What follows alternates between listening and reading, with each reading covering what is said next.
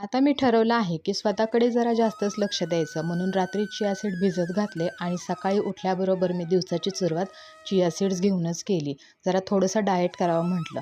किचनचा हा कोपरा मला आठवड्यातून 2 वेळा तरी मला हा कोपरा पूर्ण क्लीन करून घ्यावाच लागतो, कारण ह्यामध्ये आहे शेंगदाण्याचं कूट, मसाले आणि साखर वगैरे. कारण स्वयंपाक करताना अधूनमधून त्याला तेलकट हात लागतात आणि मला हा कोपरा वारंवार क्लीन करावा लागतो आणि तो क्लीन असला तरच छान दिसतो.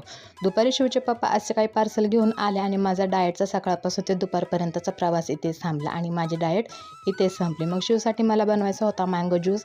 मँगो धुवून छान कट करून घेतला आणि त्यामध्ये साखर घालून थोडासा ग्राइंड करून घेतला आणि मग नंतर पुन्हा त्यामध्ये दूध, तुम्हाला वाटलंच तर त्यामध्ये आईस क्यूब आणि फूड कलरसुद्धा तुम्ही ॲड करू शकता आणि मग ते सगळं एकदा मिक्सरमधनं काढून घेतला आणि तयार आहे आपला हा ज्यूस. अगदी ज्यूस सेंटरमध्ये भेटतो सेम तसाच लागतो. करून बघा.